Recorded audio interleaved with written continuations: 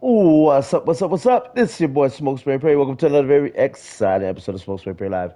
Right now we're doing my favorite, and in my opinion, the very best Madden that ever came out, Madden 21. Um, the best face of franchise mode that they ever did. Um,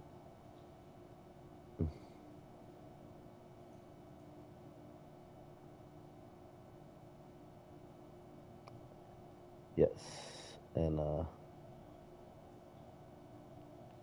gonna bring some fire. I'm just tuning into the channel. Give me a second. Here we go.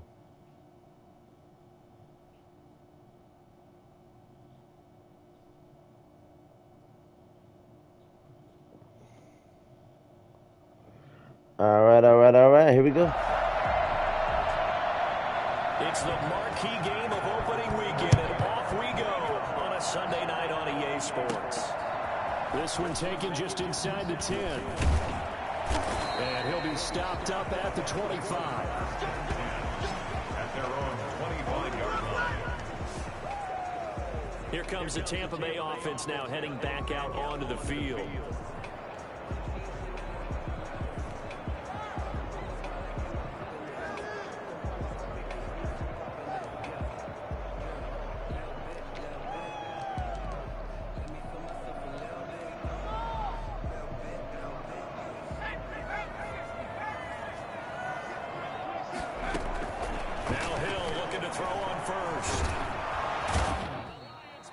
Too strong. Down he goes. A bad start there. A big loss on their first play from scrimmage. It's second down. That's called setting the tone right away. It certainly is, and it lets you know just how important communication is amongst the offensive line. They talk about it all the time, knowing each other's movements. Got it. Complete. And he'll be taken down, but not before they work it across midfield. It's a gain of 35. Brandon, we've both been around the game long enough that we know that in pregame, defenses are pretty amped up, aren't they? I mean, they're pounding lockers, and they can't wait to get out there. But when you hit them with some big pass plays early, it takes the starch right out of them. Looking downfield for Godwin. Ah! It away, and it falls down incomplete. He was looking for Chris Godwin that time, but it'll be second down. Throwing again. Hill looking downfield for Godwin. Come on, baby. And it falls incomplete. Nice job by Juan Thornhill there to get a hand in and break up the play. Now they face a 3rd and 10 after back-to-back incompletions. Throwing again is Hill. He'll let one go deep for Howard. Yeah! And he's going to have a Bucs first down as they're able to get the 3rd down conversion. An excellent gain, 35 yards.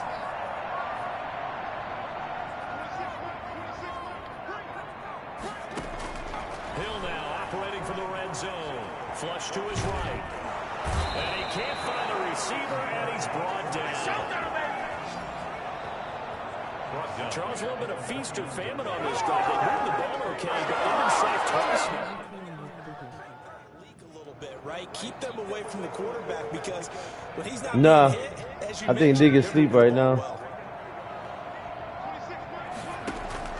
Throwing on 2nd and long. Hill. Touchdown!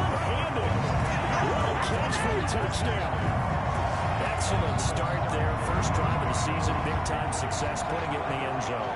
And remember, that was done without any real map of how to do it. In other words, the deeper you get into the season, you got game film to work off of, tendencies to work off of. The first drive of the season, things can be entirely different than what you've seen in the past. It's a really good job of execution by them. And that one gives the Bucs a 7-0 lead. So that winds up a 7-play drive all told. And it's all finished off with a touchdown by Tampa Bay.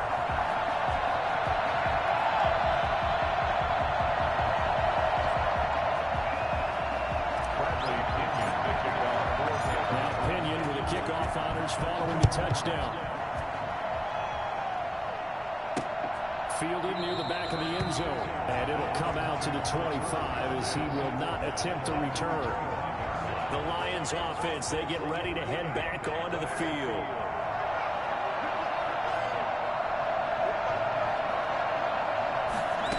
start with the option. And he Ooh, will damn. get away from the pressure here. Carr taken down. Damn. He got knocked the fuck out. Strength and quickness there, a loss of 4. A CD, you know, so often we talk about quarterbacks holding on to the ball too long. Well, we can't say that there. He had no time to do much of anything. And it appears that this was just a letdown from the offensive line, but they do have a tough job because if you're a big tackle out there on the perimeter, sometimes you don't have the agility to keep up with the defensive end who's looking to wreak havoc in the backfield, and he got there and put his man on the ground. Yeah, the next-gen stat's going to show that sack carried out in just 2.5 seconds from beginning to end. The first carry out, this is Johnson. And a short gain there as he'll get it up only to about the 24. Some of the most unselfish players on any football team, defensive tackles, because we ask them to just eat up blocks, allow other people to make tackles. And when he can make the play himself, as we just saw there, that's a big day. That's caught by the big tight end, T.J. Hockenson. Give me that hit stick, boy. First down as they're able to get the third down conversion. It's a gain of 14 and a first down for Detroit. I know at the end of games, coaches always tell us that no one play, won or lost a game. But this seems pretty important early, doesn't it? Their ability to pick up that first down on third down, I thought that was key. Well, you're already in the hole after the touchdown on the other side. How will you respond? We talk about that a lot, and they respond well there. You go 3 and out, I think you give up a lot of momentum. You get down 2 scores, could be an entirely different game. So they've got a nice drive going now. They're in good shape. What's interesting to me is they're also in that spot of the field where you would take a shot. Do you change that up just because you're down a touchdown? 22 yards on the catch and run, a first down. Unless my eyes deceive me, I think they found a matchup that they're trying to exploit here, don't you? I mean, it's the second time they've gone to him here in this drive. Yeah, opening drive. It's a tone setter, right? I think they're going to be looking his way a lot. Yeah, and I think that the way things are going right now, they like him as a featured receiver. Let's see what kind of adjustments the defense is going to make to try and take that away. Something to watch here in week 1 of the season, because you and I both know that in the preseason, a lot of these guys don't play a whole lot. Plus, the intensity and the speed really ratchets up on opening week.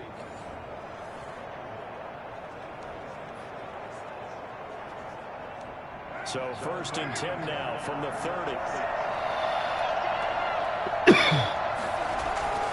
Carr now to throw. And he hits his target. It's Kenny Stills. And they'll work it inside the 15-yard line before it's all said and done. Another nice gain, 16 yards there, and a first down again. This drive, it's been a good mix. 3 passing plays, 3 runs, hitting on all 3 of those passes, and the last one putting him in the red zone. So wouldn't you think play action right here? Because you've got the ability and had the ability to run it and throw it. Go play action and take your shot at the end zone. Here's a first and 10 at the 14-yard line. Into the red zone, it's Carr. And incomplete as he was knocked as he threw it. And it took the ball off course. Now Carr, after the incomplete pass, brings him up 2nd and 10.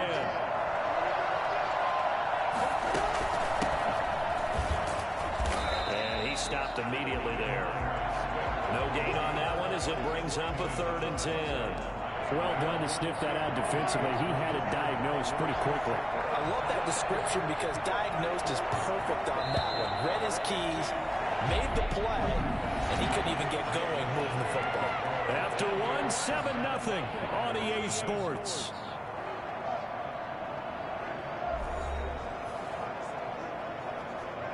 Here comes the 8th play of the drive, and they need a full 10 yards on 3rd down. From the gun, it's Carr. The Bucs defense stiffens and pushes this to 4th down. A lot of times it's that first read that you have. Maybe you get it in pre-snap, and he locked in on his target, but he was covered quite well, and that one's incomplete. And his kick is good. And they are on the board, but still trailing. It's 7-3.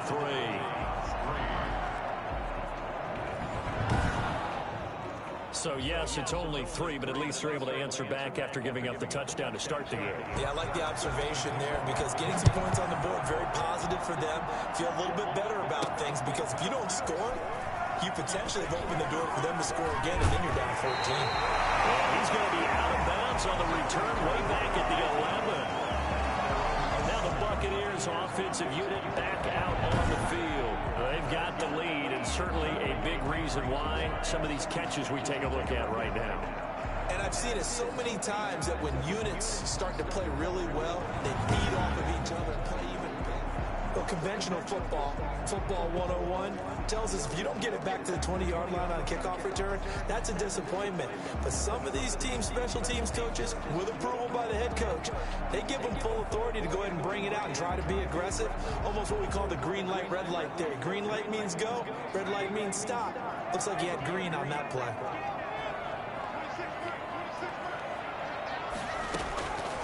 First down, it's Hill. Flushed out right. That's complete to his running back, Evans. And he will take this into enemy territory as he's out of bounds on the other side of midfield. A big play that time for Tampa Bay. 41 yards. I don't think there's anyone who could possibly doubt how fast he could run in the open field. But if there were, he silenced those thoughts there. And sometimes you see big plays develop on a route like this, a slant route.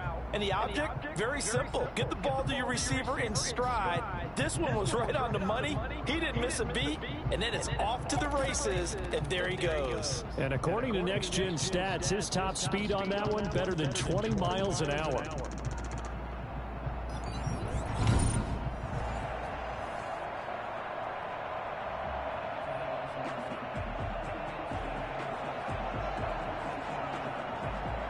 So the line of scrimmage moves all the way across the 50 now as they come up 1st and 10. Here's Hill. Looking downfield for Godwin. And incomplete. Where's the fucking flag? No pass interference? The fuck was that? But 2nd down instead.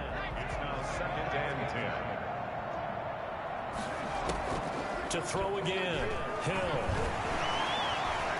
Airing this one out for Evans.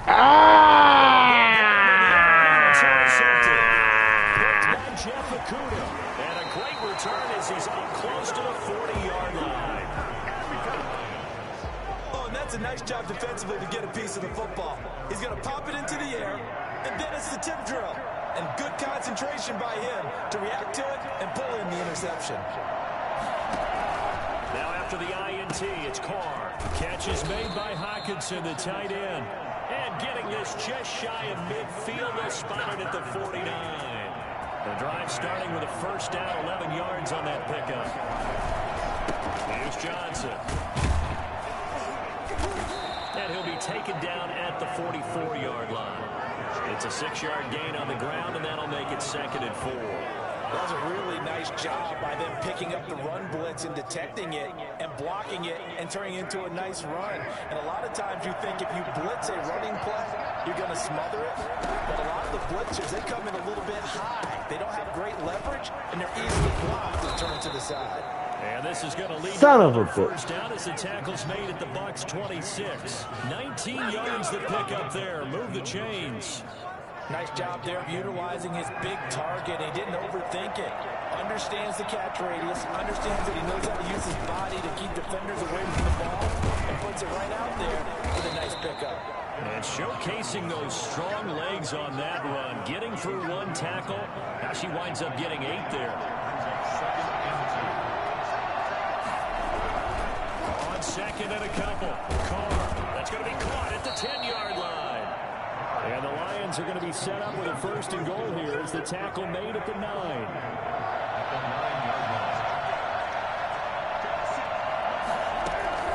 Shotgun now for Carr. Looking in zone, but it's incomplete. To this point, I've been impressed with the work defensively. They have not allowed a lot of receivers to run free. And there's another example, another incompletion. On 2nd and goal, Carr. This will be caught at about says, the 6. And the stop will come inside the 5 at the 4. Wow. 5 yards that time on the completion. And now it's 3rd and goal. Carr now on 3rd and goal. 1:58 left to play. That shit should have been a fucking fumble. The Bucs defense stiffens and pushes this to 4th down.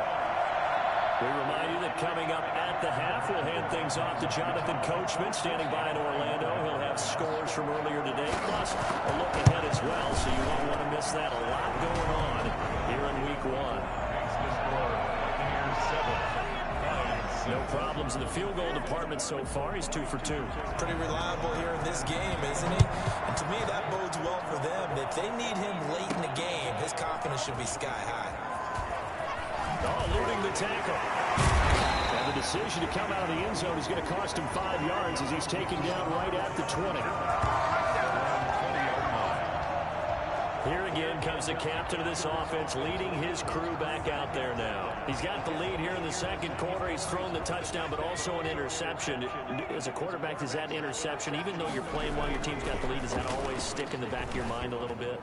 For the best ones, it's a foot race. Go, baby, go! 5, touchdown, take away. Yeah. Chris Godwin, an 80-yard touchdown. And the Bucs get the quick strike touchdown. One play, 80 yards. Pretty easy drive to recap. It certainly is, but not so easy to execute. Starting on your own 20, you want something to kickstart your drive and get it off to a nice start. They went for the whole thing and got it. That's a great way to send a message to the opposing team. And it's up. It's good. Our score, 14-6. One play, 80 yards. One play, 80 yards. Yeah. What an effort. It results in the touchdown.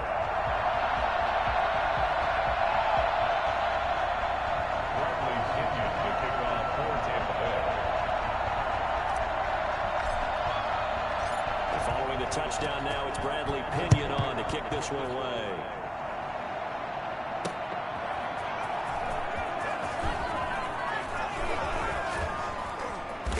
And he's up across the 25 and down at the 28. At their own 28-yard line. And Detroit getting set to go now. They've probably got some adjustments to make because they've moved the football okay at times, but they haven't been able to get anything consistently going, have they? What you worry about is it almost turns into a basketball game. But one team's coming down and hitting threes, and you're coming down and getting twos, and you steadily lose ground. In this situation, you're talking about touchdowns to field goals. They want to put in the end zone and put those sixes on the board. Yeah, they've been settling. That's why they're down on the scoreboard right now. Solid way to start the drive. 13-yard, and it's a fumble. Yeah, boy. Boy hit him hard. Boy hit him hard, didn't he? He hit him hard. He hit him real hard. Bah! Damn, that was a nice tackle. Meeting rooms, right? You see the signs. They talk about it all the time. But still, when you get defenders out there who are preaching, hey, we're going to take the ball away from you, no matter what position you play, you've got to take care of the rock. So good starting field position for him here as they come up 1st and 10 right at the 50-yard line. Looking downfield for Godwin. Yeah! Baby!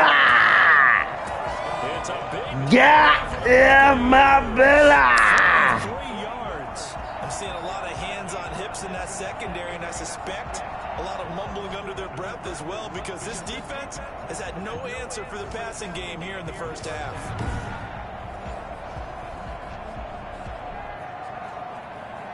Now a chance to make that big play really hurt. It's 1st and goal just outside the 5.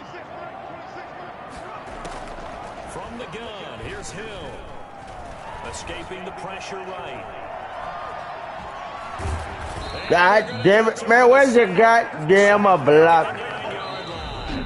The Bucs forced to use their 3rd and final timeout as they'll stop it with a little over 30 seconds to go in the first half of play. Now from the 9, here's 2nd and goal. A shotgun snap for Hill. Godwin's got it. Touchdown. Touchdown. Chris Godwin, already his 2nd touchdown here in this opening weekend. And the Bucs are going to add on to their lead. A lot of people might call this backyard football. Sometimes just understanding who you've got opportunity to go up and make a play, even when contested. Looks like that one worked out pretty well. The trust factor in effect. Extra point by Fairbairn, up and good. And the lead is up to 15 now. Now Pinion with the kickoff honors following the touchdown. That'll be taken about a yard deep. And that decision to bring it out ends up not being a good one. Cost him about 5 yards as he's tackled at the 20.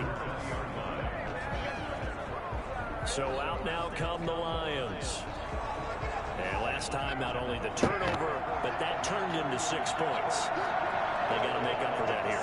You always hear about empty possessions, but some are worse than others. You can have an empty possession, punt the ball away, get yourself set to play defense, but when you turn it over, it changes momentum, and when they take it downfield and punch it in on you, that's a bad possession all the way around. Yeah, but you're hungry to get back out there, aren't you? You better be, because otherwise, it's going to be a long day for you.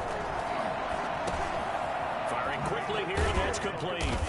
And he gets this one just shy of the 40, down at the 39. The Lions now going to use the second of their timeouts as they'll stop the clock with 12 seconds to go in this first half. Throwing on first down, it's Carr.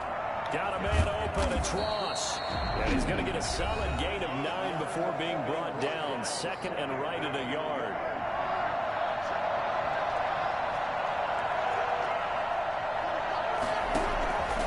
Again, it's Carr. That's complete to Swift out of the backfield. Escapes the defender. He'll get this one down near the 20-yard line, just shy of the 20. So we've reached halftime here in our initial Sunday night telecast of the new season. As we send you a stone's throw away across I-4 to Orlando. There standing by is Jonathan Coachman, ready with our EA Sports Halftime Report. Coach? Okay, Brandon, thanks very much. Welcome in, everyone, to our EA Sports Halftime Report. Let's get you caught up on what's going on around the NFL. We'll get started out in Texas, NRG Stadium in Houston, where you see the final score there. 35-21, the final score. From there, we'll skip over to Louisiana to check on the Saints at home in New Orleans. And they were winners in that one as they defeat the visiting Tennessee Titans. A field goal, the difference. 17-14, the final. And then lastly, we wrap up the week with a good one on Monday Night Football between the New England Patriots and the Miami Dolphins. Meanwhile, in our game, it's been a back-and-forth first half. Who can put it together in the second half? For the answer, we turn it back over to our broadcast team of Brandon Godden and Charles Davis.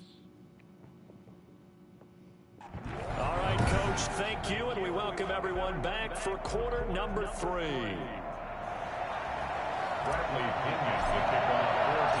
We'll see if week 1 fatigue becomes any kind of a factor as we are back underway in the second half.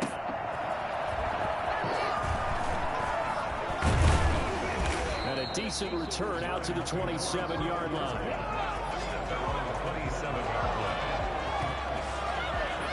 The Lions offense now with a football first here to begin quarter number 3.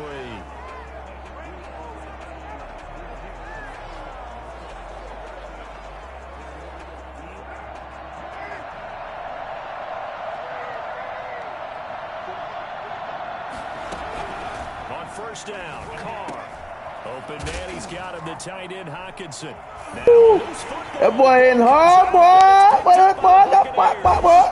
And they will be set up now as he moves us back inside the 20. This is really, really difficult for teams to coach because you love the extra effort, right? When he breaks a couple of tackles, he was really trying to gain the extra yardage, but you also have to have an idea that people will come up behind you from the side, trying to take care of the ball while you're trying to get extra effort. Sometimes you have to know when to say when and maybe just go down.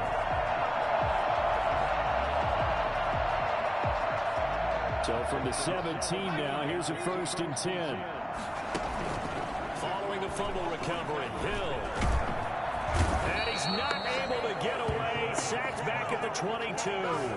And it's never good to take a sack. You really don't want to take one down here in this part of the field, down near the red zone. Not at all, because you're already pretty much assured of a field goal. But you take a big sack, it could push you out of range, and that's why defenses get a little more aggressive in this situation. They're almost conceding the 3 points. They want to push you back and try and take you out of that. And he's just going to get rid of this thing. To no one here. He throws it away, and now it's third. Eluding the pressure right. And that is intercepted. Or was it? Wait, they'll say no. No interception. He did not keep the feet in bounds, apparently. So that's just going to be an incompletion.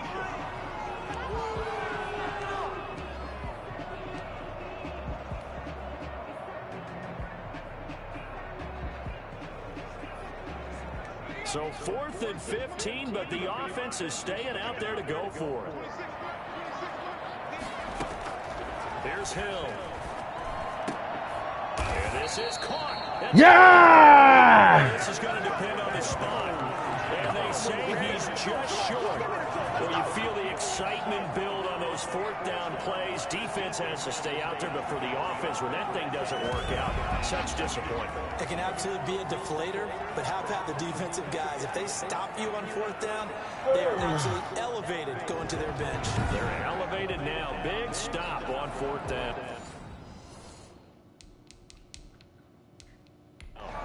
And the coach has decided to challenge this play. He has tossed down the red flag.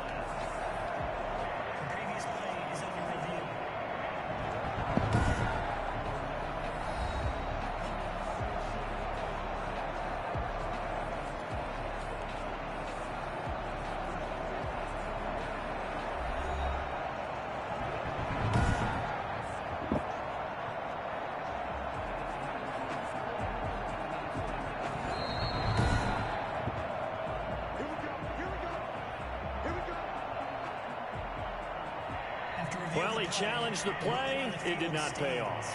And that means he lost a timeout in that challenge. And as a coach, you hate that. Don't know if you took the advice of the player. You threw it yourself, but it didn't go your way.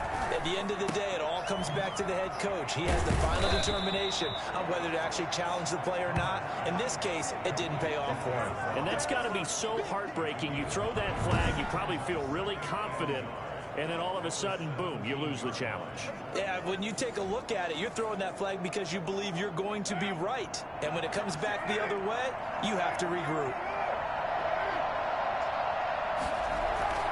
On play action, now Carr. And that's going to be too high, out of bounds and incomplete. What we've seen so far in this game, they are not going to allow a big shot over the top. You can have whatever you want underneath. They'll give you that, but they're not going to let you beat them deep. This offense in desperate need of a conversion as they come up on 3rd down. Working from the gun, it's Carr. He's got his man, T.J. Hockenson. And he takes us beyond the 35 before going out of bounds. 8th catch for him now. He's been a big factor. And it's a 1st down. You don't always expect tight ends to be big in terms of run after the catch, but after that play, he joins a growing band of players that's putting that stereotype right on its ear. Come on, defense. Y'all need to step up. Y'all need to step it up. Come on, defense. 7 on 1st and 10.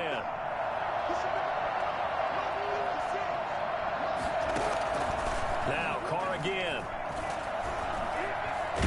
And now the ball's out. Carr lost it. Fumble. And it's picked Got up. it.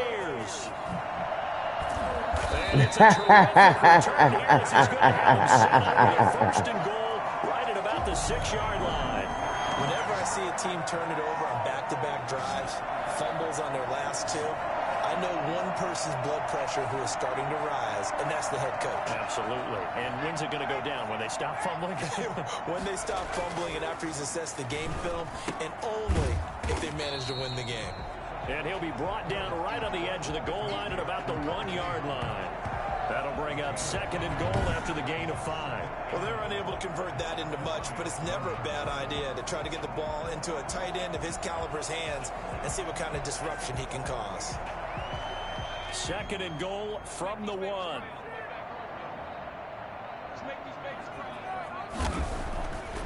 To throw is Hill. And he hauls it in for the Buccaneer touchdown. Chris Godwin with now 3 Week 1 touchdowns. And the fumble recovery leads to 6 points for the Buccaneers.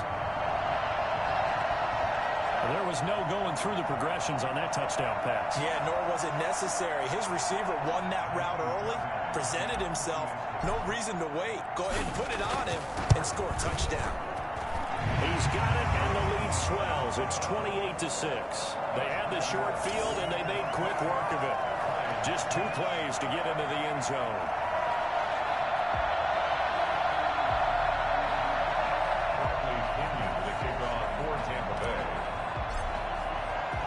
Following the touchdown now, it's Bradley Pinion on to kick this one away.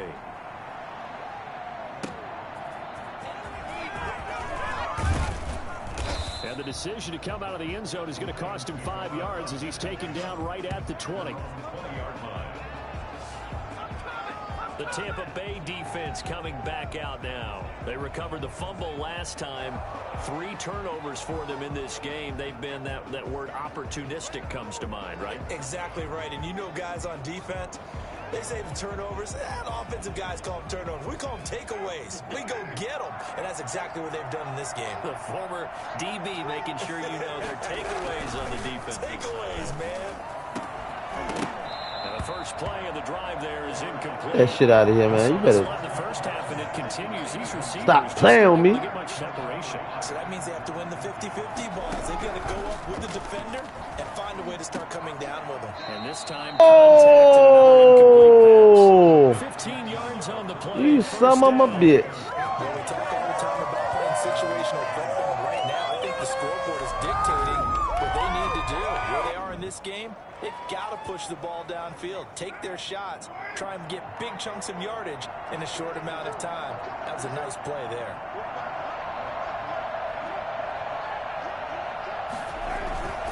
The first down carry here for Johnson.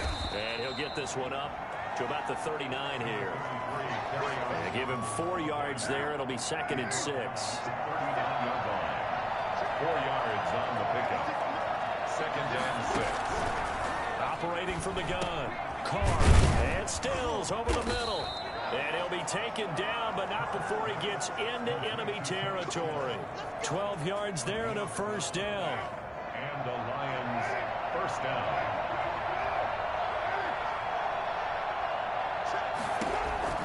From the gun. Carr. And his pass incomplete. He got scared. He see me coming in. But not. Uh-oh. They put that beast in there. They go back to the ground with Johnson. And he is tackled inside the 40, not quite to the 35. 12 yards there and a first down. Lucky. And runs like that on opening weekend show that he's right. Now on the heels of that run by Johnson, here's another 1st and 10. To throw his car.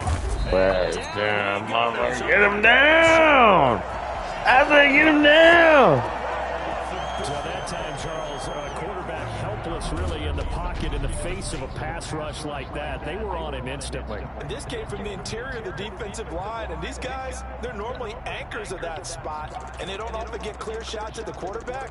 But in this case, he got past the center and the guard in no time and got there to make the play. And as we break it down on next-gen stats, that entire play wound up taking just 2.4 seconds beginning to end. So they were on him in a hurry. Well, this has been a good march down the field, but now they're stuck looking at a 2nd and 14. 2 seconds. They run out of the gun with Swift. Bitch. He'll work it inside the 30 to the 29-yard line. It's a fucking 12 yards. That'll set up a 3rd down. This offense. Let's pinch him. Let's pinch him. Let's pinch him. As they come up on 3rd down.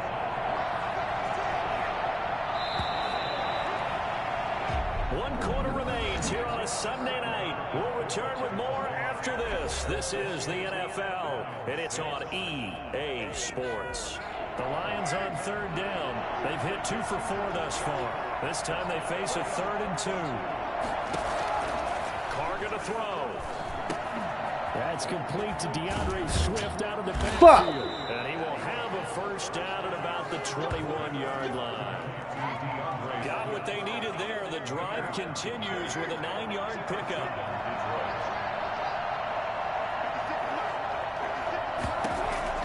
Carr now on first down. Gets it quickly to Galladay. And they've got it inside the 10 at the 8. It's a nice pickup of 12 yards, and it gives him a first and goal. That's just his second catch of the game. They wanted to keep him silent. They have kept him silent. Defensive football 101. Don't let the best player on offense beat you. Take him out of the game. They've done a great job of doing that. Operating from the gun. Carr to the end zone. That is incomplete. At this point, down big, you'd have to imagine this defense are just going to sit back, blanket the field as best they can. Yeah, this is actually the easy part of the game for them because, just as you noted, they can sit back, keep everything in front of them. They blanketed the field the entire... Looking for Hawkinson, and he's got him. Touchdown, Detroit. 8 yards on the touchdown pass, and the Lions are able to cut into this lead. So now here's Derek Carr leading his guys up to go for 2. You got to figure down by the goal line. This is where a tight end earns his money in the high traffic area. And he's able to work free in the middle of the end zone and grabs that one for a touchdown. So they go with a pass there on the 2-point try and able to convert it, Charles. And a good job by the offense figuring out their 2-point play and using it well. It's interesting how people are using the strategy nowadays, though, isn't it? It really is, and I don't know how much that particular play factored in, but with the PAT moving back in 15-16, that kind of changed things, didn't it? It's really a part of everyone's strategy now. When I talk with coaches and when we sit with them, they're always talking about they actually had 2-point periods in practice now, something they never really did before. And taken down just past the 20 and at the 21-yard line. We need...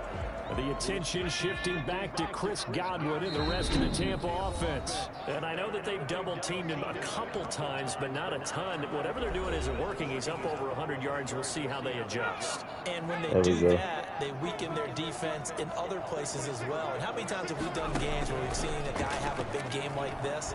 But it's usually not by himself, is it? Right. Usually it opens it up for other people to have big games as well. Ah, come on! Picked by Jeff Okudah. Oh, man, motherfuckers. Okay, it's real simple to say from here, but we know that sometimes as a quarterback, you've got to know when to say when and just throw it away. Flushed out to the right, tries to make something out of nothing here, and he winds up floating one downfield that gets intercepted. So 1st and 10 now from the 30. Throwing now is Carr. Open man is Galladay, complete. And down inside the 15 he goes. They'll get 17 that time, and the Lions have a first down. And the Lions first down. From the gun, it's Carr. His pass caught at the 4. And the Lions are going to be set up with a 1st and goal on a pass play that moves them all the way down to the 1. A solid pickup of 12 yards, and now they're knocking on the door. From the gun, Carr. This is caught, and he takes this one in for a Lions touchdown. A 1-yard touchdown reception. And thanks to the interception, the Lions offense cashes in with 6. Big score, first step in their attempt to climb back into this game. Yes, but still some work to do as they get within a score here. Now after the touchdown, it's Bosher to kick it away. Taken in at the 3. And he is out of bounds here on the return. He's out of bounds behind the line of scrimmage. Back now comes Tampa Bay. After the touchdown we just saw, we have a brand new ball game. And now look at the situation. You've got plenty of time on the clock. Defensively, they have 3 timeouts. So do you run the football here or do you throw it? I think you have that full conversation with your offensive unit, and you tell them, here's the situation. They've got all of their timeouts, so we are not going to play this conservatively. We've got to attack them. We've got to make them use those, gain the ground that we need in order to put this game away. If you think we're just going to run it 3 times and punt it, you got another thing coming. Yeah, and by the way, also the 2-minute warning in play. So, All right, my brother. looking downfield for Godwin. This is caught inside the 15. And he gets this one inside the 15, just a yard or two shy of the 10.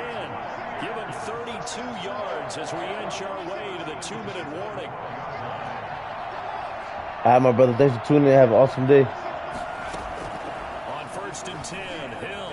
And now he'll tuck it and run. And he'll be brought down this time at the 5-yard line.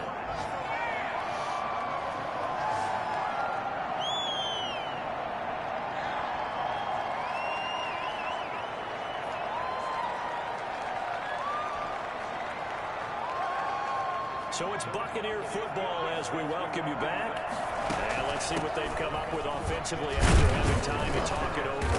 And he'll be brought down right on the edge of the goal line at about the 1-yard line. And now with 1:52 to go, we get another pause in the action. A timeout here defensively. It's 1st and goal and a late touchdown at this stage. Could officially salt this one away. And he's into the end zone. Touchdown, Buccaneers. Taking it in from a yard line. And the Buccaneers here finding a way to stretch their lead. Well, it'd be real easy to say that they are firmly in control right now, but I'm looking at your face and I'm thinking I got to be careful with that. Well, it's a 2-score game. You're inside at 2 minutes. I think you can breathe relatively easily now. Yeah, you can, but still, you got to stay vigilant. Can't give up anything cheap and easy. That could put you in some jeopardy. Now Pinion with the kickoff honors following the touchdown. And they will not get a chance to return this one as it's through the end zone for a touchback. So Derek Carr in the offense, down by 2 touchdowns, 1:50 to play. How will this thing pan out? We'll watch as they come up on 1st down.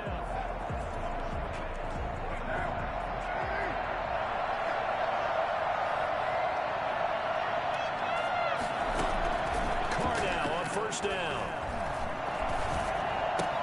It's caught, Stills, right side.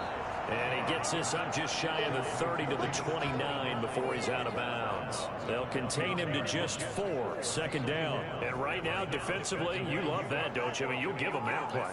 And they'll take it every single time. This is almost like nickeling and diming it downfield, and too much time's going to run off the clock. Looking to throw again on 2nd down. Carr. Catch is made by Hawkinson, the tight end. 9 yards to pick up there, and it's a 1st down.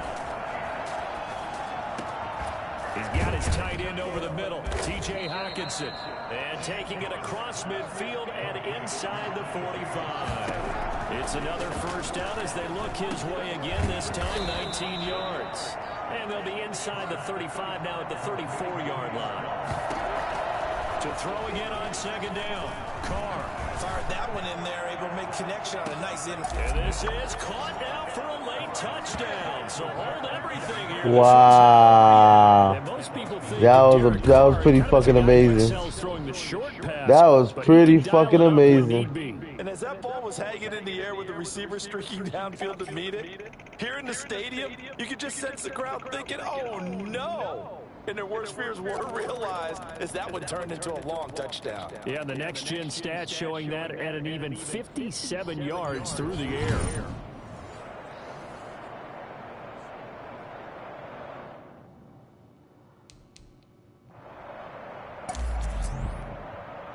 I was going to challenge it. I was going to challenge it. Something that they want to take another peek at to find out if this was a touchdown or not. I was going to challenge it. He got 1 foot down, but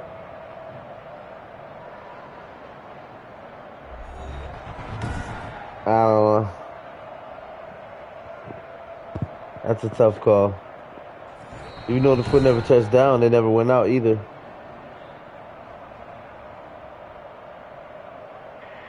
They had to go to the monitor, get an extra look. That's what the technology is for. And this touchdown will count. It never went out. Damn, I could have blocked that. Even though his foot never touched down, it still never went out of bounds.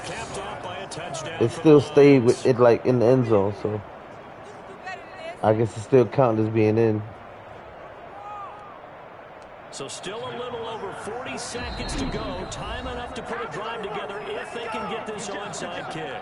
The Bucs forced to use their third and final timeout. And as the two teams talk it over on their respective sidelines, we take a break. And this is going to be recovered by the hands team. And that should just about put a capper on this one. Fourth quarter, they felt like they needed the football back. Unfortunately, they couldn't get it. And I know we brought analytics into the game, and someone has said here that the data says that when a team's expecting an onside kick, 80% of the time, the team expecting it, they do actually recover the ball, which is what we saw here. I just wonder if that number is much more of an anecdotal type of a number. Kind of like when the coaches tell us, well, when you score on special teams, 93% of the time you win the game. I'm still waiting to see that number is empirical.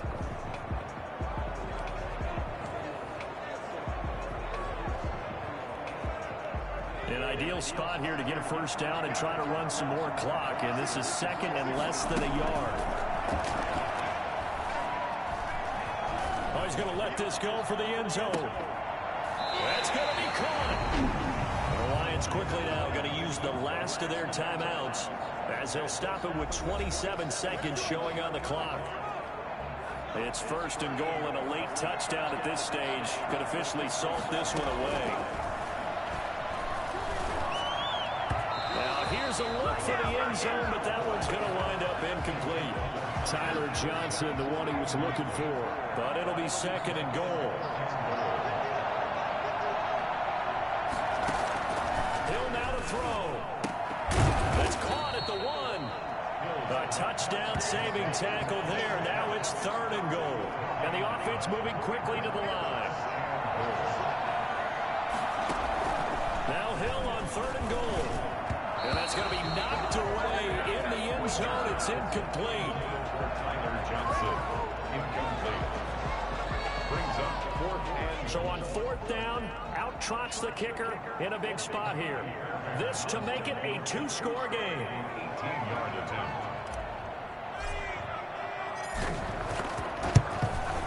And his kick is indeed good.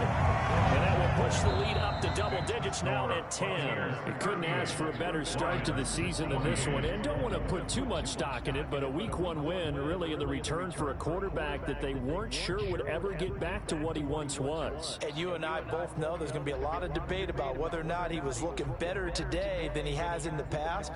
But what's not up for debate, they won the game. And in the process, I do think he made a lot of people question whether or not he'd be able to come back as a starter. Look just a little bit foolish. So that'll just about do it for Charles Davis. I'm Brandon Gaudin. You've been watching the NFL on EA Sports. For more, log on to easports.com. The Bucs are winners here as we say so long from Tampa. Oh, bad.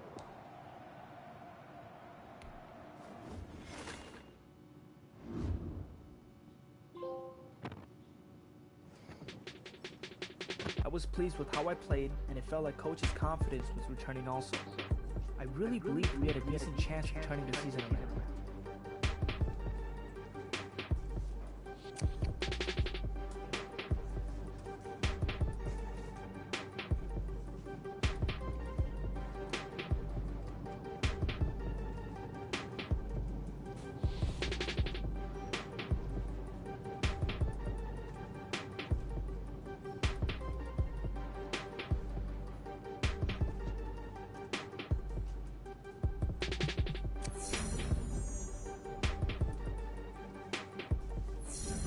Regain my X Factor. I have a new superstar ability. Here we go. Back in business.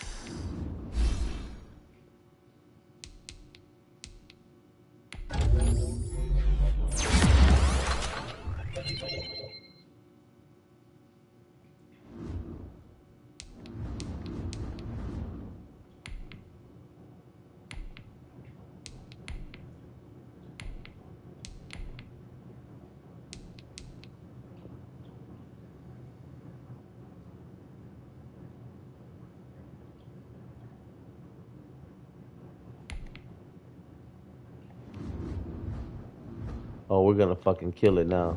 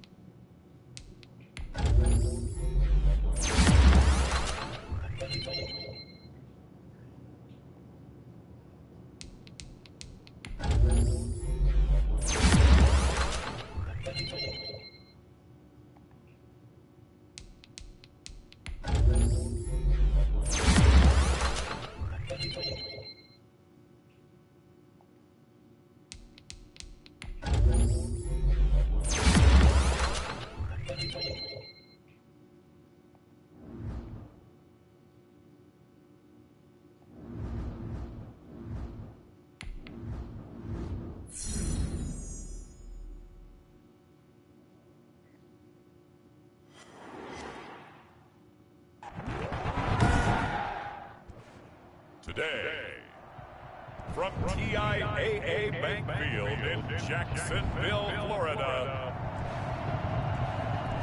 it's a special New Year's Day edition of the NFL on EA Sports.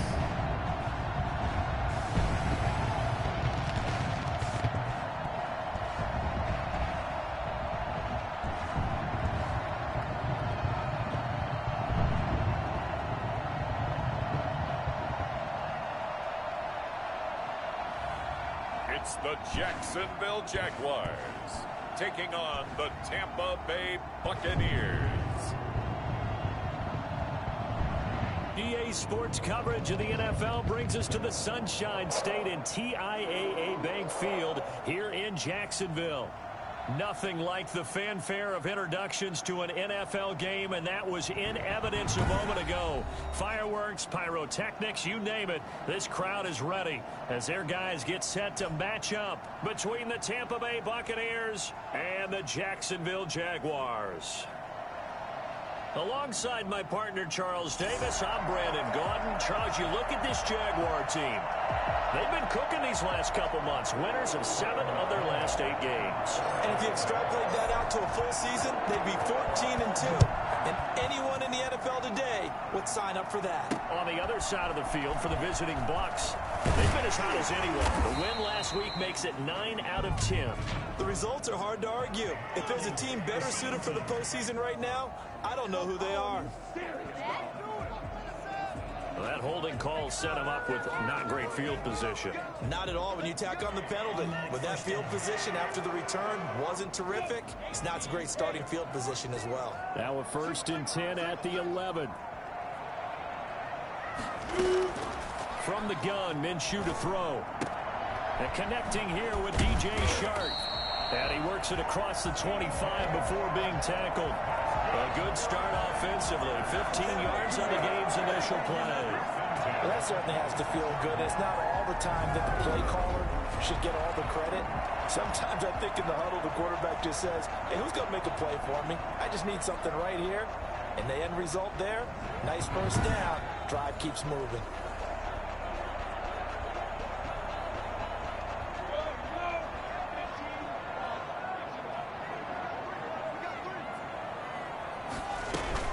They'll go play action here with Minshew. That one complete. He finds Shark. And he's able to get this one up to his 30 before he's out of bounds. 3 yards the gain there, 2nd down.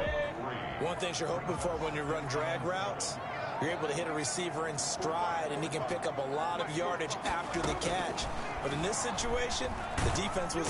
Oh, the Buccaneer pressure too much. Down he goes. Stephon Tuitt in there to get him, and that is sack number 6 now for him on the year. Great job defensively. I think he was trying to go through his progressions, find someone to get rid of the football. Before he knew it, he was on his back. So that just brings us right back to what you said in the beginning. A great job defensively. Nowhere to go with the football. That led to the sack.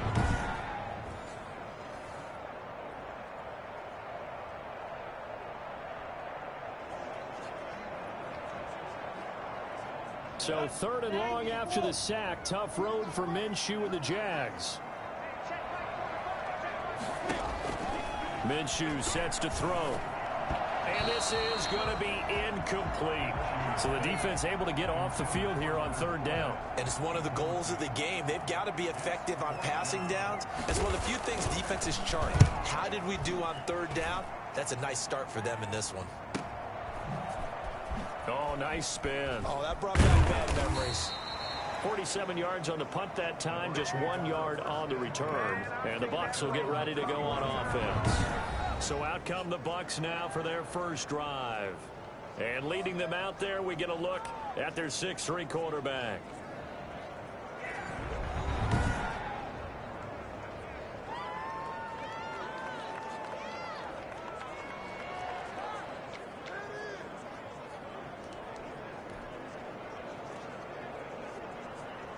First and 10, and kind of tipping their hand at running the ball. 3 tight ends are out there. Now Hill. There's the Penn State man. It's Chris Godwin. And he'll be taken down, but not before they work it across midfield. A good pickup there, 21 yards. Well, fair to say that when you're looking at guys that can run like the wind, you often find them at the wide receiver position. And that was special there. And I'll tell you what a bird's eye view I've got here, because that was absolutely something else to watch. Not a lot of wiggle in that. That was catch it and go, and he used those wheels of his to absolute devastating effect. And according to Next Gen Stats, his top speed on that one, better than 20 miles an hour.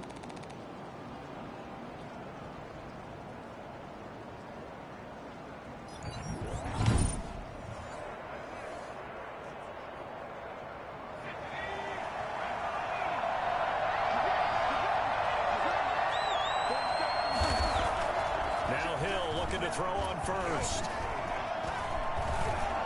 Now he's forced out right. They'll tussle for it, and this is going to be caught. And now off to the races down the right side. And all the way down to the 7-yard line. A big play that time for Tampa Bay. 41 yards. That's now 2 big catches on this drive for him. You know, the NFL keeps talking about the possibility of using video for coaching on the sidelines. That's not approved yet, but you can still use pictures. They've got to send his picture down to their defense and say, you see him? Cover him. Now a chance to make that big play really hurt. It's 1st and goal just outside the 5. And the Buccaneers are going to be set up with a 1st and goal on a pass play that moves them all the way down to the 1. 2nd and goal from the 1. Hill throwing once more. Feeling the pressure here and taken down. A sack back at the 7. And the number 1 mission of any offensive line, you got to protect that quarterback, keep him safe back there. This time, the rush got to him in a hurry. And they decided to go with the safety blitz there. And look, if that gets picked up, quarterback really has the advantage then, because he'll have more time to throw the football and some wide open space. But when it doesn't, that's a guy who gets a free run into the backfield, and oftentimes the QB ends up on his backside, as he did there. Big play coming here. It's 3rd and goal. Hill buying time to his left. Under pressure now, and he's going to go down. Sack back around the 8. Joe Schobert, he's the one to get him this time, and back-to-back sacks brings up 4th down. And it appears to me that someone's defensive coordinator is jockeying for a raise. A sack on 2nd and goal, a sack on 3rd and goal, now brings up a decision on 4th down. They snap it on 4th to Hill. Flush to his right. And my goodness, this is incomplete. They can't hook up here on the 4th down pass attempt. And the Jaguars are going to take possession here on the turnover on downs. So the defense has to stay out and get one more stop. They were able to do it, forcing the incompletion. So on their record, that goes down as a successful play. Doesn't matter how they got there, how it happened. They got it done. They're the ones that are jubilant. Pretty darn good, as you see right there on your screen. I'll echo that. darn good. 2 touchdowns, right? And the ability to be in sync with each other, right? To understand that he's going to be where the quarterback expects him to be when the ball is thrown. And he'll go out of bounds. Looks like right at the 15. Only 3 yards on the catch. It's 3rd down. 3rd and 3. Looking to throw it. Minshew. He'll set up the screen to Fournette. And he gets the first down here as he's taken down at the 24. That's good for 9 yards as they convert on the 3rd down play. We've seen quite a bit of the short passing game here early on first quarter, haven't we? We have, and I think it works a couple of ways for this team because, number one, you throw the short game until they stop it. And if they're not going to stop it, you keep throwing it, and occasionally you'll break a tackle and turn it into a bigger gain. Also, if they start to creep up, start to pressure receivers, now you go over the top, take it deep, and now you get some of those big shots downfield. No score after 1 on EA Sports.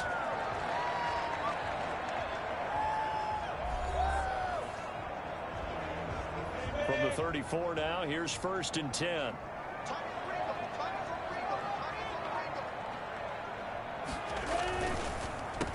On the draw, this is Fournette. Solid move, but he's corralled just beyond the 40. A solid run on 1st down. Gain of 7 leaves him with a 2nd and 3. Brings up 2nd and 3.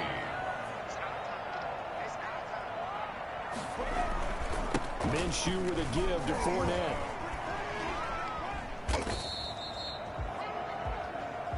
Some of these play calls, I think they're a little conservative, but you know me, because it's easy to sit up in this booth, right, and make all the calls and think I'm going to be correct. But I would like to see them open things up, because otherwise this defense is going to gang up on the run and shut them down. And he is going to have a Jags first down, and he's going to have it by plenty. Able to get 8 yards there on 3rd and 2. So from Buccaneer territory now, it's 1st and 10 at the 49-yard line. Off play action, it's Minshew. And he was hit as he threw it there, and it forces it incomplete. Well, we always talk about how you've got to be quick when you go through your progressions, and here's another prime example. Trying to look downfield, he was standing in the pocket, but just couldn't find anyone open, could he? No, not enough time. And down he goes, a Buccaneer sack. No, it takes a start to have a good drive, quite like a big loss on a sack, does it? Now they're looking at a 3rd and long, and suddenly the momentum shifted to the other side of the football. And old Mo is a very, very fickle man. And he'll get that to Fournette, complete. And he's able to get this one out closer to midfield across the 45. 5 yards, not enough, and it'll be 4th down. Well, that's certainly playing down in distance very well by the defense, isn't it? Take whatever you want underneath, by all means. And this one will not be returnable as it sails out of bounds. At their own 29-yard line. The Bucs offense set to begin their next possession. And this offense last time turned it over, went for it on 4th, didn't get it. They're lucky, though, because no points against the team on the board, but we'll see how they respond. Yeah, they've got to get a lot of credit to their defensive teammates, don't they? They had their backs on that last series, and because they did so, that allows a coach to still stay aggressive on offense and maybe go for it again in a similar situation. I was going to say maybe makes that offense feel good, but when you know you've got a defense making stands like that. And they're going to get him. He's taken down for a sack back at the 47-yard line. Yannick Ngakoue make that now 8 sacks for him on the season. If you want a lesson on how to defeat an offensive tackle, that was pretty textbook. Is that a clip and save? That's what's going to go around the league, and people are going to watch that and say, my goodness, that's how you do it. And I feel awful for the offensive tackle because we always talk about the athleticism of that guy who just beat him. Well, you have to be athletic to try and block that guy. Just in this case, the defense won.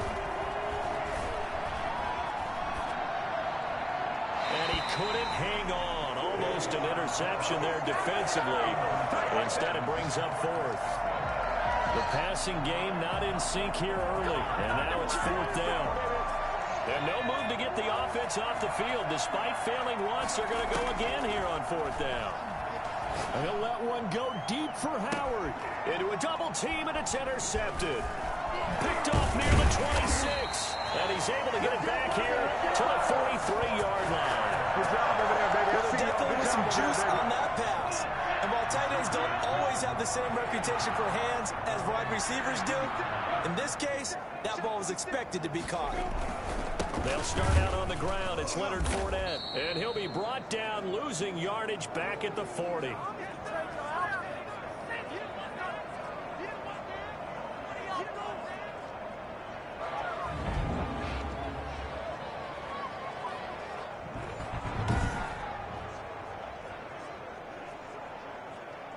A 3-yard loss to start the drive. They'll look to make that up and then some on 2nd and 13. Out of the gun is Minshew. And this is going to be incomplete.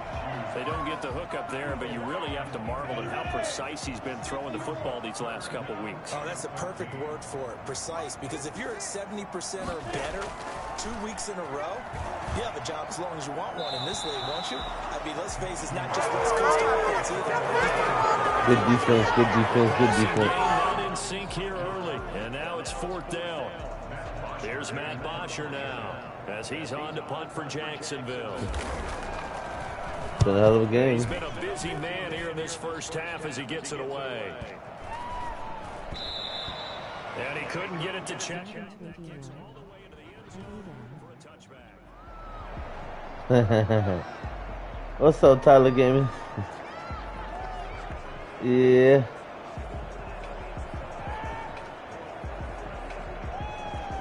Well, technically it's 9:13 a.m. I don't know what time it is where you at.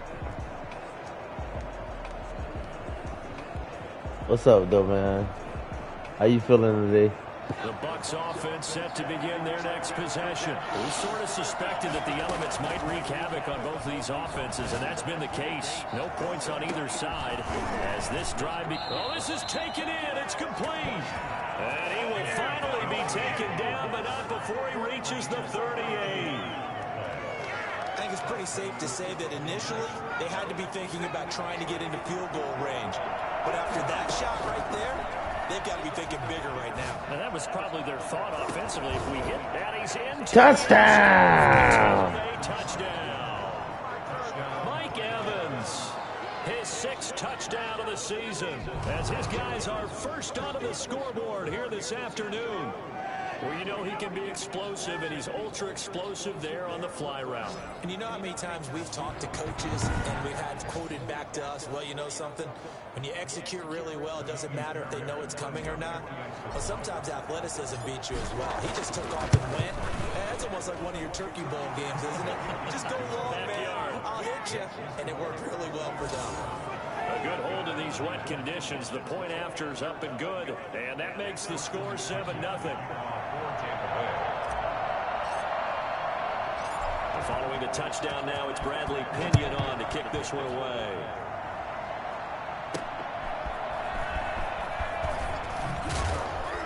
And he'll be tackled just shy of the 25. At their own 24-yard line. And out now comes Jacksonville as they get ready to go. And in a spot like this, still more than a minute, I think if you put something on the board before halftime, that would go a long way towards helping them get back into the game. There actually is something to the psychology of the game at Outside. times, isn't there? How On much me. better would they feel running into the locker room, as you noted, with something on the board in a positive fashion? You're exactly right. It's a great opportunity to get that done. So they will accept the penalty and move forward. Still first down. A boost here to start the drive. After the penalty, it's 1st and 5. Here's Minshew. The open man is Westbrook. And they'll take him down at the 31-yard line. The Jaguars going to go ahead and use their first timeout as they get the stoppage with a little over 50 seconds to go in the first half. And his throw's going to be incomplete. Laviska Shenault, the intended target, and it's 3rd and short. I tell you, Brandon, this defense is playing with some confidence. Haven't allowed a point yet. Flying to the football. I'm telling you, it's almost 11 to the ball on every snap. Another nice job there to force an incompletion. Open man is Westbrook, complete. And he's got the first before he's brought down at the 39-yard line. Now the Jags will use the second of their timeouts as they'll stop it with just over 40 seconds to go in the first half. And he'll let this one go deep for Chark. It's caught inside the 25. And he gets this down deep into Tampa Bay territory. Now the Bucs going to use the first of their timeouts as they'll stop it with a little over 30 seconds to go in the first half of play. Inside the red zone here, they'll look to throw. And that one will fall incomplete. Clock here now just under 30 seconds to go in this first half. So now 2nd and 10 after the incompletion on first down. Again, Minshew looking to throw. And oh my goodness, what a catch at the 6. Now a timeout signaled for, and they'll get it with 10 seconds to go before halftime.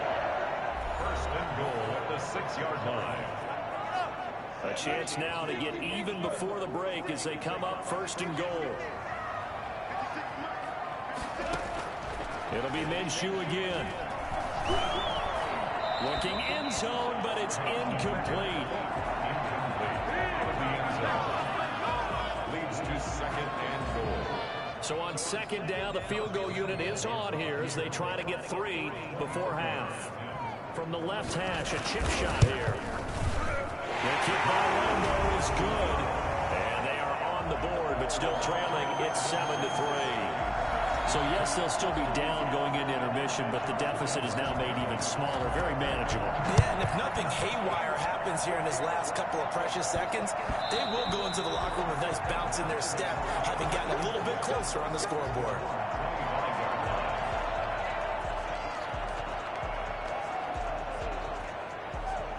The Bucs offense set to begin their next possession. And from this spot in the field with the clock where it's at, you think we're just going to see a knee and that's it? And I think in this situation, that's the proper play. But we do know there's some risk takers out there that may want to. And got his man complete. And they'll get this well past midfield. He never went down. Just before the 35. Why didn't he keep running? He never went down. Halftime here in week 17. As we send you a couple hours south of here to Orlando, that's where we check in with a coach and our EA Sports halftime report. All right, Brandon, thank you very much. Happy New Year, everybody. Welcome into our EA Sports halftime report. A busy final day of the regular season, so let's get to it.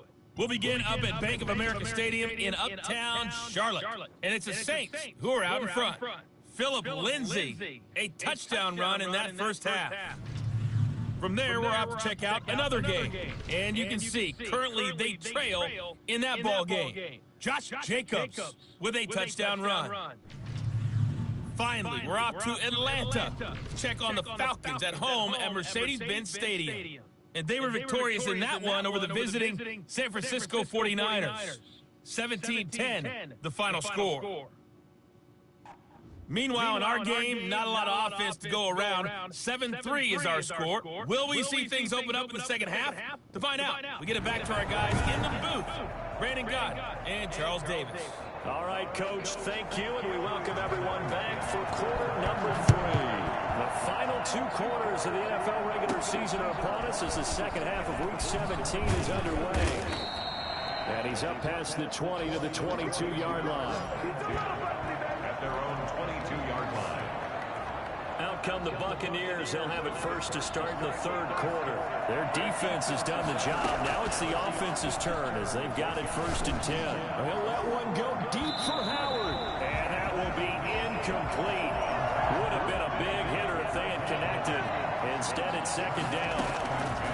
Throwing again. Hill. And this one incomplete. Too much contact to hold on to that one, and it's 3rd down. An important play right here, 3rd and 10. And I would expect pressure here. Normally you think the tight end's going to be able to catch the football and handle that contact, but in this case, maybe a little too much target to hit. That one was timed well, incomplete. But you got to think that sooner or later, they're going to hit one of those, but the coverage has been excellent thus far, and it was again on the last play. He's going to try and go deep again. He's got a man complete. Fourth down conversion plays, you usually think 1, 2, 3 yards, maybe 10. Not there. What a huge pickup as the Sticks make a drastic shift forward. It doesn't look like this defense found the magic elixir at halftime. This offense was rolling in the first half, and that's continued here in the third quarter. Another big play right there. He'll let one go deep for Howard. And this is taken in at the 5. And they will eventually get him down, but he's inside the 5 all the way to the 3. It's a gain of 34. Well, make that now 2 completions for him on this drive, and these aren't ordinary completions. They're big ones. Yeah, these are the types that make a secondary talk to each other and not in a good way. Oftentimes pointing fingers. Hey, who's got it? Someone cover it. That type of indecision can open up to even more big plays.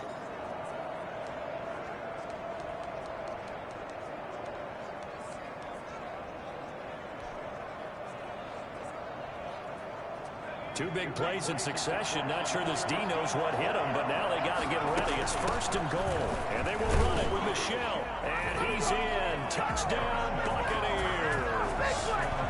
Sony Michel, his 11th touchdown of the year as the Buccaneers tack on to their lead. Circle that drive because that might be one to remember. Well executed to give them a little cushion. Well, let's take it into the boxing ring. You talked about them commanding it, keeping the fight where they wanted to, whether it's in the center of the ring or putting them on the ropes because it was jab, jab, jab. And finally, the haymaker to put that drive away.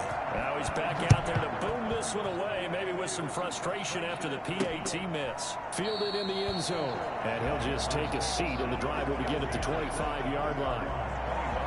Here comes the Jags offense now. Time for their first possession of half number 2. And tough to win games if you're going field goal, field goal, field goal here. They got field goal last time. Now they'll be looking for a touchdown. They're looking for the big chunk now because, as you noted, the field goal, field goal, field goal, and the way of doing it makes it that much. Defenders giving chase, but I don't think they're going to get there.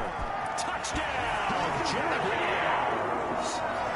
Leonard Fournette hitting double digits with his 10th touchdown of the season. The Jaguars are back within a score. Leonard Fournette, for a big back, he can cover a lot of ground, and he showed off the athleticism there as he broke off a big one. And this is a play defensively where you're just looking around and saying, what was that? What just happened? You're looking at your teammates, they're looking at you. And let's face it, your defensive coordinator, he's not going to tip his cap to him. That's not how football works, but he probably should have that run. That was absolutely sensational. And he covered a lot of ground on that one, as evidenced by the final total there on Next Gen Stats. Out comes the offense onto the field once more, led by O.J. Howard. And the previous drive put him up over 1,000 yards for the season. So now it's what you like to refer to, my friend, as gravy time, right? It is. I mean, he's done it, right? He's accomplished the goal. So the good players, they relax a little, they bask in it. They think this is, okay, we've done what we set out to do. The great players decide to push that number as high as they possibly can. I don't expect him to have any let-up in his game the rest of the way. Great thing if you're on the opposite side. He's such a weapon. He just opens things up for the other guys around him. Yeah, if you're the opposite receiver, you should expect a few passes come your way, too, because I've got to get coverage in his direction. Oh, incomplete. A turnover would have really helped there. Almost intercepted. Instead, it's just 2nd down. To throw again. Hill. And the Jags get to him as down he goes. Yannick Ngakoue in there to get him. And on the season now, that is 9 sacks for him. 3rd and long. It's Hill. Oh, incomplete. Nearly the pick they needed. They would have loved one there, but at least it does get them to 4th down. They're going for it. It's Hill. He'll let one go deep for Howard. And that is going to be pulled in one-handed. Wow. And it's 30-yard line. 4th down conversion plays. You usually think 1, 2, 3 yards, maybe 10. Not there. What a huge pickup as the Sticks make a drastic shift forward.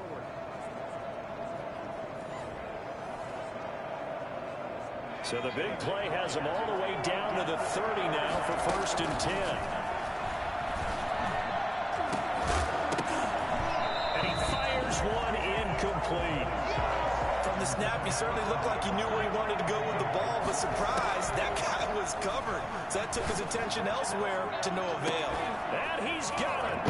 Caught in the end zone. Touchdown, Tampa Bay. Tyler Johnson, his 11th touchdown of the year. And the Bucs are going to add on to their lead. That seemed pretty ideal there for the offense, Charles. You take a little bit of time off the clock here in the 3rd quarter, decent length drive, and you pad your lead as well at the end of it. And what it does is let you feel like you're in control of this game, even more so than a 2-touchdown lead, right? Because you have taken that time off, as you noted, which means they couldn't get you off the field. You ran your playbook the way you wanted to, and you gave your defense some rest. What a big-time drive in that situation. Now Pinion with the kickoff honors following the touchdown. And this carries into the end zone. And no effort to bring this one out. It's a touchback.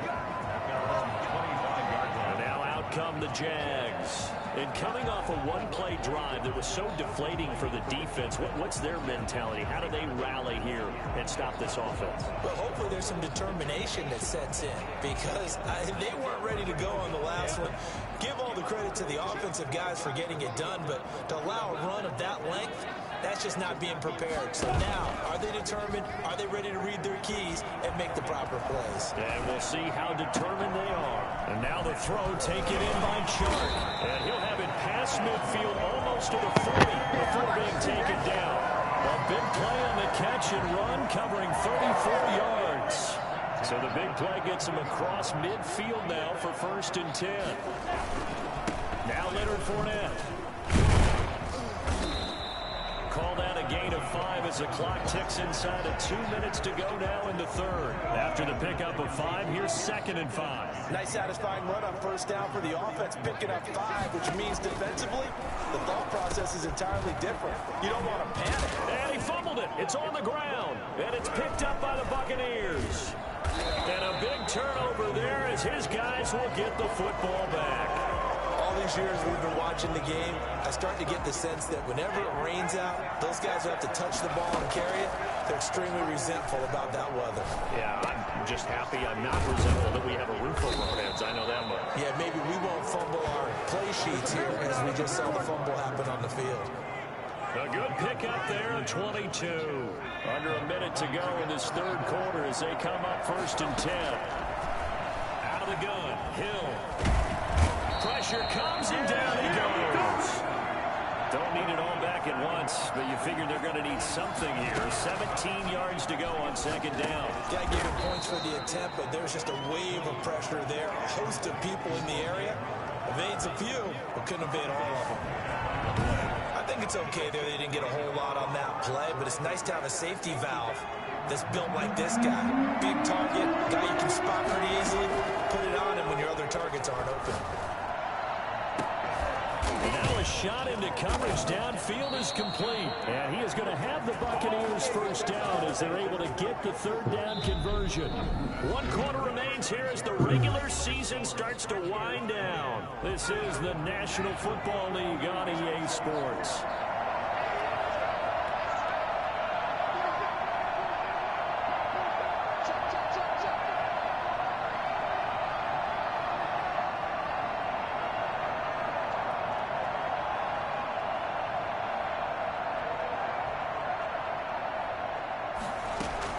On 1st and 10, Hill.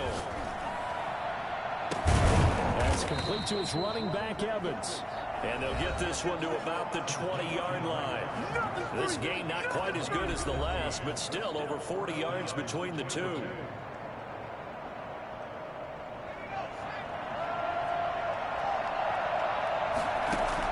Hill now operating from the red zone. That's to his running back, Sony Michel. And he gets it inside the 10 to the 9. Broke his motherfucking ankle. On that one, and another 1st down. These guys are running offense like you drive. The pedal is down, stomp down. How about that? Back-to-back completions. They are rolling. So much for... And he's into the end zone. Touchdown, Buccaneers. O.J. Howard His 4th touchdown on the year. And the Buccaneers here finding a way to stretch their lead. A good tight end is a heck of a weapon for any quarterback, especially when you're able to create some mismatches. Sometimes they work against a linebacker, sometimes they work against a smaller defensive back.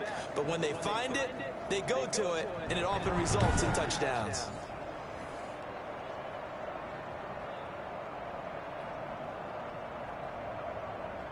Fairbairn now to add the extra point.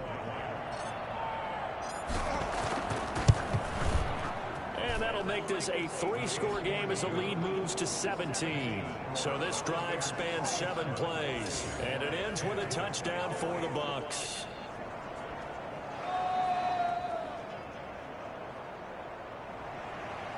Bradley Pinion to kick off for Tampa Bay. Following the touchdown now, it's Bradley Pinion on to kick this one away. Very short kick taken right at the 20. The lane opens here. He's past the 30. D.B. Westbrook on the return. The Jaguars take over 1st and 10 at their own. Out comes the Jacksonville offense as they get set to take over here. And the turnover last time, that's sort of been symptomatic of their struggles here in this one. Big word.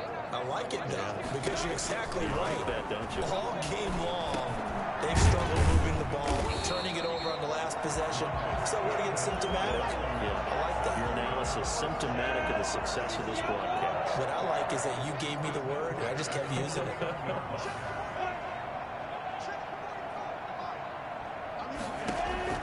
Now Minshew on 1st and 10. And incomplete. At this point in the game, they've got to continue to try anything they can. They're still working at it, even though this one feels like a lost cause. On 2nd and 10, it's Minshew. They'll find Everett there, complete. And he'll go down inside the 45 before going out of bounds. They get 6. That'll leave them with 3rd and 4. The Jaguars on 3rd down. They've hit it 50%, 3 of 6 to this point. This is 3rd and 4. Now Minshew. And that is incomplete. Defensively, you look at the numbers. Another incomplete pass that we just saw, and they're under 200 yards passing for the game, so they've done their job on that side of the ball. Yeah, recently I was actually working a game where a quarterback had a streak of 5 straight games without a 200-yard game. And that was a big talk, both in his town and amongst his team. How do we get the passing game going? So big credit to them, holding them under 200 today. 6-yard line. Minshew, 1st and 10. Now they go screen. It's complete. That catch good for only a couple. To Leonard Fournette. 2 yards on the pickup. It's 2nd and 8 at the 34-yard line. So 2nd and 8 here after the pass play for 2 yards on 1st down. From the gun, Minshew to throw. A pass underneath for Fournette. It'll be a 2-yard gain, and it'll be 3rd down. You got the big lead defensively. Willing to give them that underneath stuff, right? And this is why you work on your tackling. Tackle them after the catch, inbounds, keep the clock running. Just go ahead and bleed the game out that way. Minshew throwing on 3rd down. And this is going to be incomplete. They went with the dive look that time on defense, just flooded the field with defensive backs, blanketed everyone, took away all the passing angles, thus the incompletion. And they're indeed going to go for it here on 4th down. So trailing here in the last quarter, let's see how this plays out. Now on 4th down here, that pass knocked away and incomplete. Good coverage that time by Sean Bunting. Well, their first 4th down attempt earlier was successful. This one backfires for a turnover on downs. I like their aggressiveness. I like what they're doing. They got it the first time they went for it. Why not a second time? I don't think they'll be daunted from attempting it again.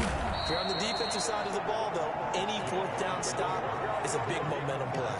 They'll get 8 on the scramble there. It'll be 2nd and a couple. Down under 2 minutes to go in this football game. So it's Buccaneer football as we welcome you back. And no doubt what they're looking to do is just salt away the final couple of minutes and escape. And this will be caught at the 30. And he'll go down, but not before getting this inside the 30. It'll go as an impressive 31-yard gain. looks like he'll throw here. And they will eventually get him down, but he's inside the 5 all the way to the 3. A really nice gain of 25 yards. Not only have they completed a couple on this drive, but they peeled off some pretty good chunks of yardage, too. Absolutely great start. 2 nice plays in the pass game. Now can they continue to feed off that? Under pressure now, and he's going to go down just inside the 5-yard line. This has been a tough one for this offensive line. It appears almost like they've been on roller skates this entire game, the way they've been pushed around. 6 sacks given up in this one. They'll roll him out right. All that gets him is just a yard, and now it's 3rd down. They brought the blitz that time, and I thought they were going to get to him, but instead, he flipped it on its ear and ended up picking up positive yardage. I thought he was dead to rights, but you are exactly correct, sir. Able to turn that into a positive gain. 4th down now after a loss of 2. Well, they could just run this clock out, but here is the field goal unit on 4th down. This is a fairly straightforward 22-yard short attempt. And his kick is right there. It's good, and that will push this lead up to 20 now. So it's 3 more points, and that widens this thing out even further here in the 4th. And you know in this league, you can never have enough points, but this widens it out, as you said, and now it's all about ball control, isn't it? Takes it at the 7. Now a hit and a loose football.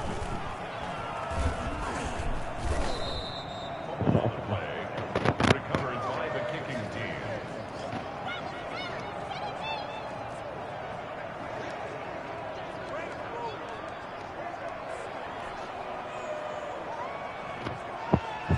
So not quite a 1st and goal. It's 1st and 10 from the 10.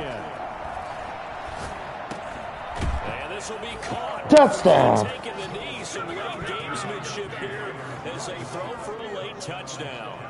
Well, this is long since over, and some might see this as overkill, but remember, this is a team that puts on the hard hats, grabs the lunch pail, and tells everyone, we're going to give you a full 60 minutes. And that's exactly how they're playing this one out. So fire the cannons. It's a victory here for Tampa Bay. And they were buoyed, Charles, by a big second half to put this one on ice. And I know a lot of people watching this one were thinking to themselves, I bet halftime was really interesting. Probably took the paint off the walls with some of the words that were said.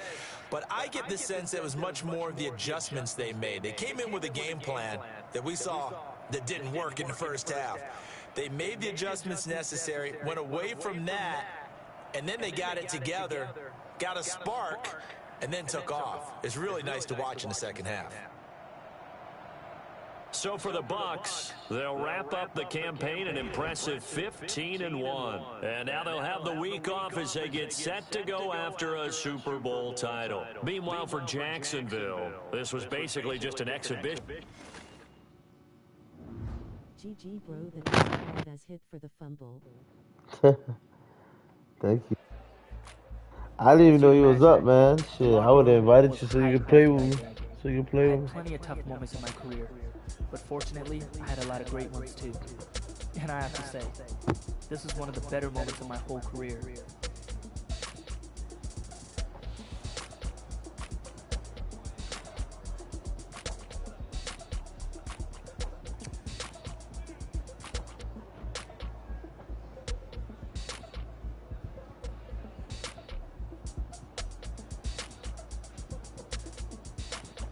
Thinking back on it now, it didn't matter what happened the rest of the season.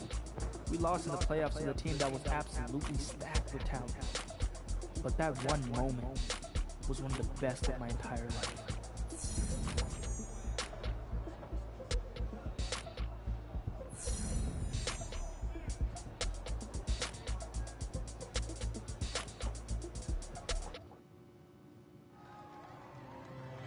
One piece of advice I always give to the young players coming into the NFL. I'm about to go to sleep now, was just checking out the game.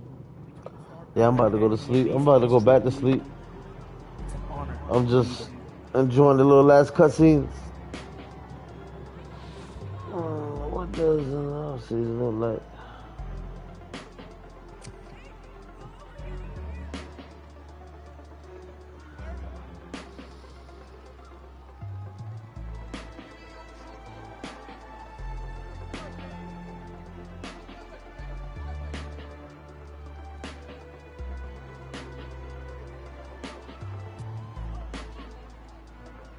I took time to rest up and get ready for the next You season. just got uploaded. Getting my mind and body right, you know?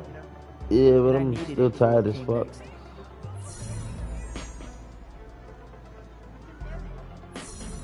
And actually, I didn't get it. I've been up for a minute. I've been up since like 5, maybe earlier than that.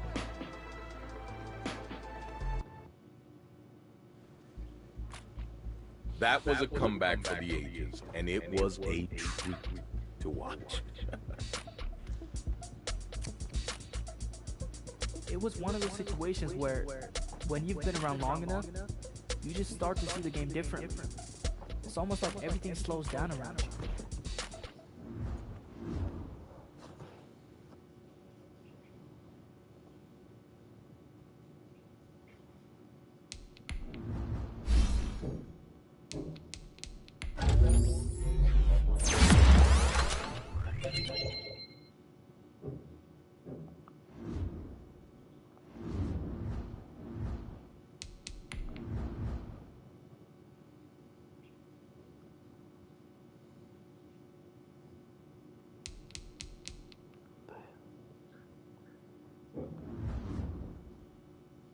Been up wadding on to fly on W2 but you never got back on.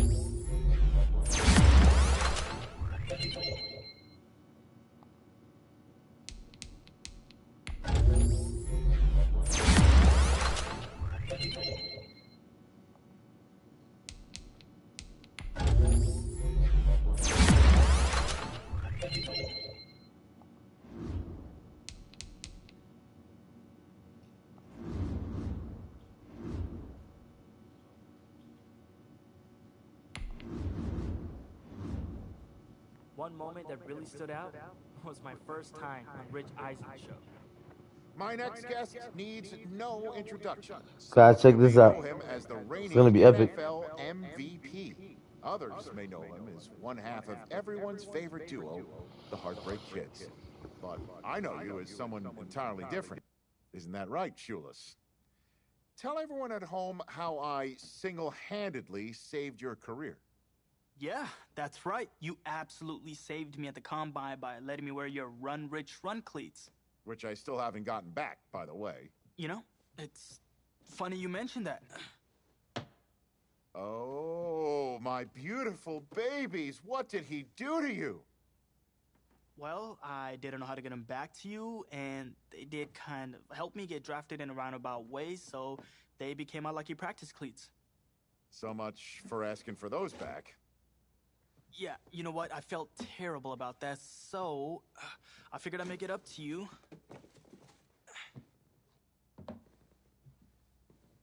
What do you have here? Oh my goodness. These are amazing. Those are custom Heartbreak Kid 3s. They're cleats, and there's only 4 guys that have them. Those are guaranteed to get you a sub-5 40 time. This is the greatest day of my life. Thank you so much for these. Oh, geez. I've been so wrapped in the great Combine cleat caper, I forgot we have a surprise for you today as well. Someone wants to say hello. What up, player? Peep this. On behalf of EA Sports and the Madden community, I want to be the first to welcome you to the Madden family as this year's... Snoop Dogg, what up, cuz? Ooh, wait. What? That is crazy. We grew up playing Madden, so this is unbelievable. And so cool of Snoop and the rest of EA. It's in the game. Yeah, I'm in the game. Yeah, you are. You. Okay, let's get real now. I gotta ask, are you worried about the Madden cover curse? The cover curse. I know some guys are going to be mad at me, especially if I mess up early in the season, but honestly, I'm not really a superstitious guy. Stay tuned. There's more to come with our newest Madden cover athlete. Hey, they look good on you. How are you doing today? I'm good. I'm good. Chad, thank you for asking. I hope you have an awesome day.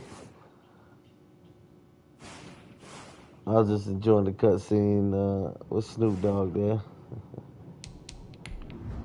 Alright, so lead the dream team to a championship. Start hot with the dream team. Okay? Alright. I'll see it. First we have to start hot with the dream team, then lead the dream team to a championship.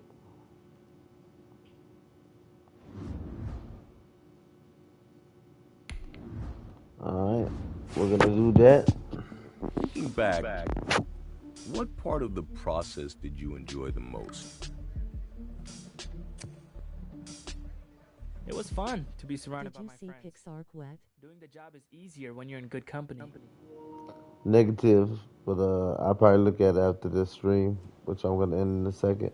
It was just after camp, and Coach called me in to talk about the preseason games. I didn't think anything of it at the time. Okay.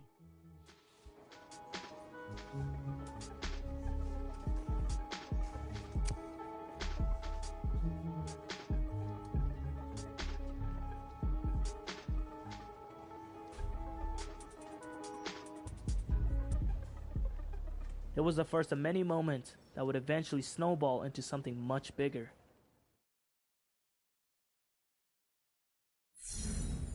I'm playing Pixar right now.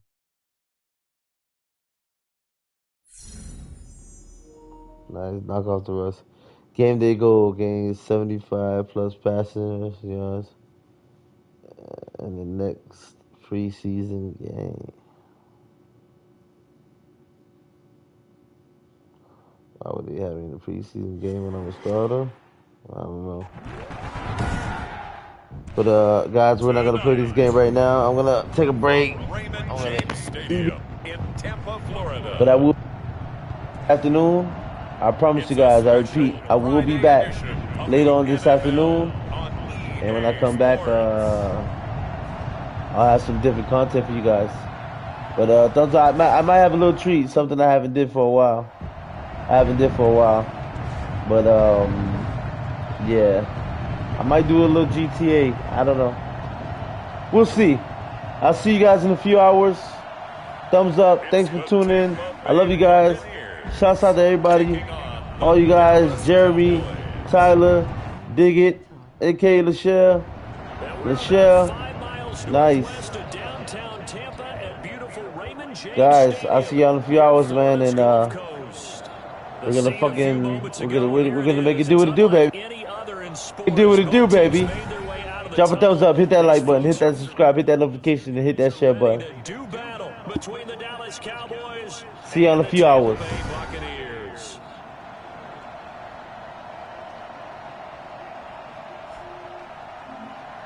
Brandon Gaudin, Charles Davis, happy to be back alongside you, and I'll tell you what, yes.